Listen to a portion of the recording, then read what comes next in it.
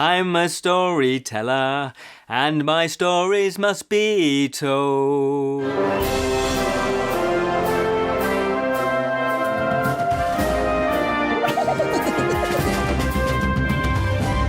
Hello and welcome to the Bottled Imp, exploring the realms of fantasy. Oh yes.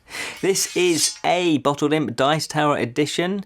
My name is Ken Boyter and today we are looking at Once Upon a Time. There won't be any more singing, I promise.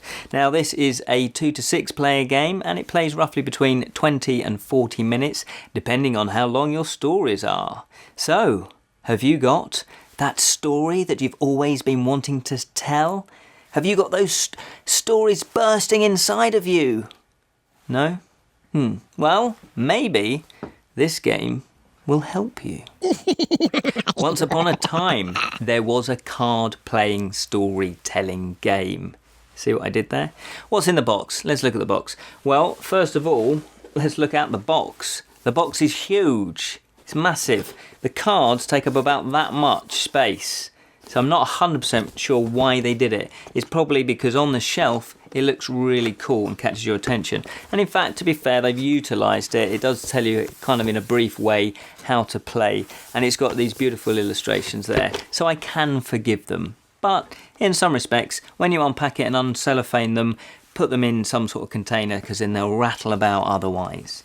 Anyway, that's the big beautiful box. What else do you get? You get a lovely illustrationed rulebook that explains it in good detail. Small print though, but it's good detail. You've got the main explanations and then it's kind of got rule summaries down the sides, which kind of really helps if you want to quickly refer to them for your very first or couple of games. And apart from that, it really is just cards. And because this is a storytelling game, each card will help you in telling your story. So, what you do is you will have two sets of cards. One will be normal storytelling cards and the others will be the ending cards. So what you do is you separate them out and you shuffle each deck. Then what you do is you will deal out to each player one of these alternate ending cards. And I've just picked one up at random. And this one says, he saw the error of his ways and lived a good life from that day forward. And that is the end of your particular story. So everybody gets one of those. Then what you do is you will be dealing out 11 cards minus the amount of players there are. So obviously if there's 2 players, it's down to 9. I can't do much better maths than that, so I'm just going to say that. So it's 11 cards each minus the amount of players.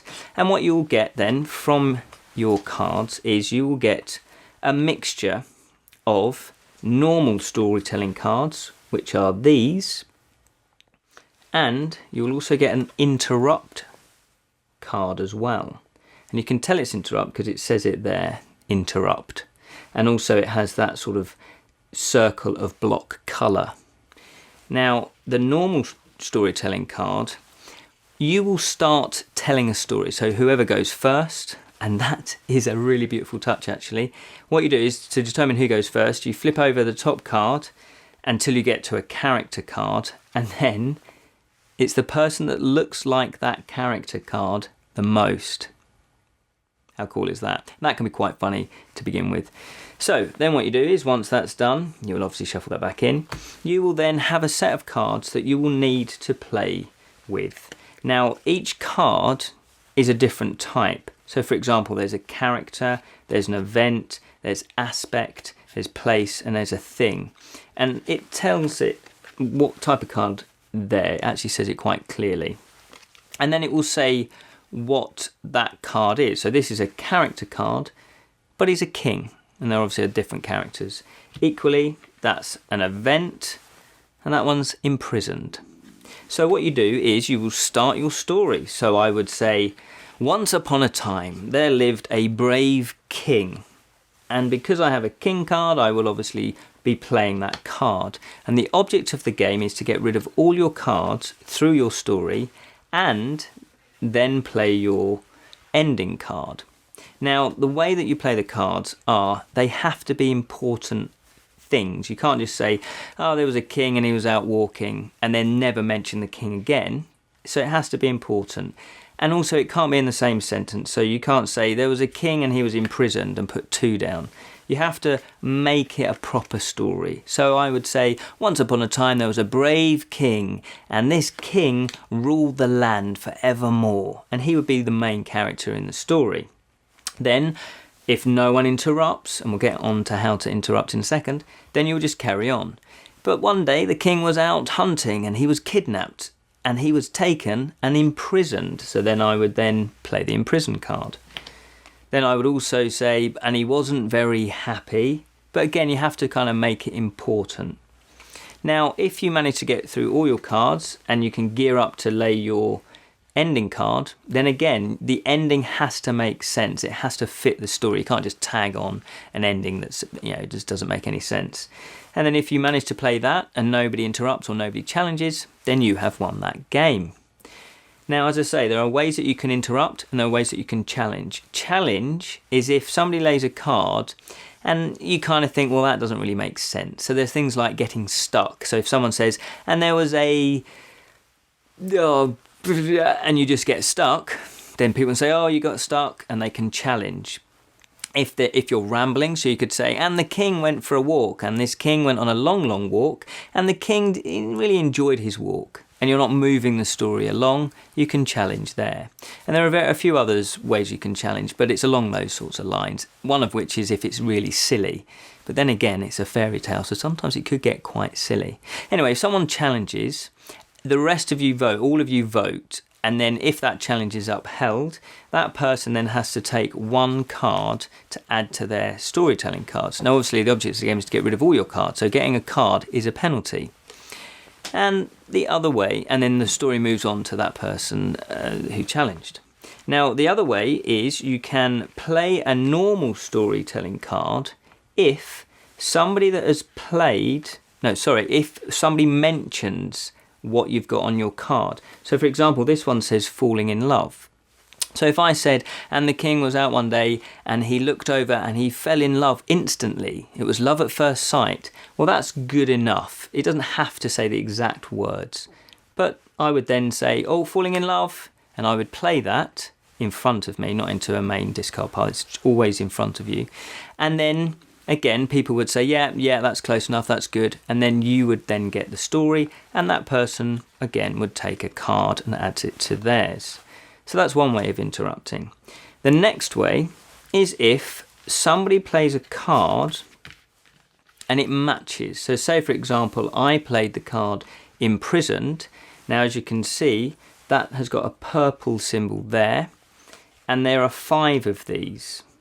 And if you play that, so I play that, and I say, and the king was imprisoned. Now, if I've got one that matches that colour, so as you can see, they're both purple, then I can play it. It doesn't actually, you're not playing it as a story card. So that returned title doesn't matter.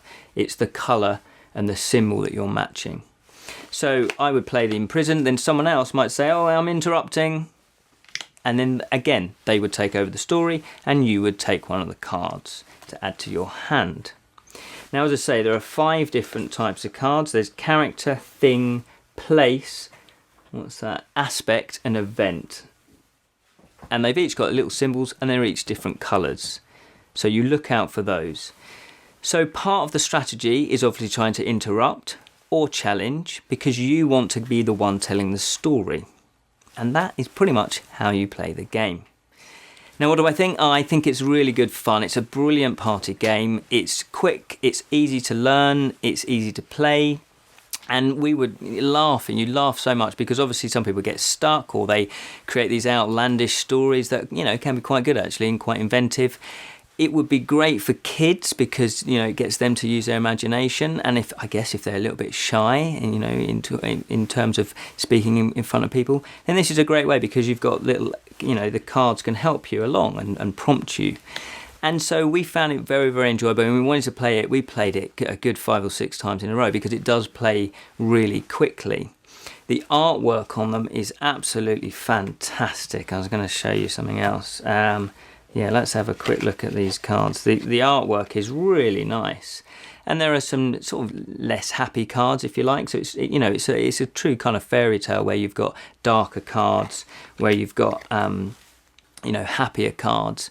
Really beautiful. The illustrations really evoke kind of old traditional storytelling aspects. Those old illustrations, really beautifully done. And the cards are lovely and thick. It's good paper stock. So I would totally recommend Once Upon a Time. Thank you so much for watching the Bottled Imp Dice Tower edition of Once Upon a Time. Thoroughly recommend it. You'll have lots and lots of fun. Remember, we've got our own YouTube channel and all that social media stuff, so check us out there. But remember, as always, keep it unreal, fellow imps. Keep it unreal.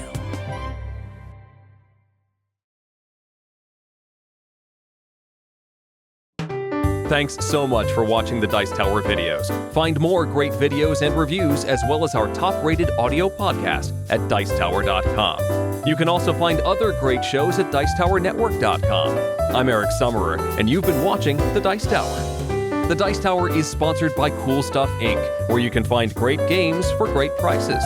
Cool stuff in stock. Check them out at CoolStuffInc.com.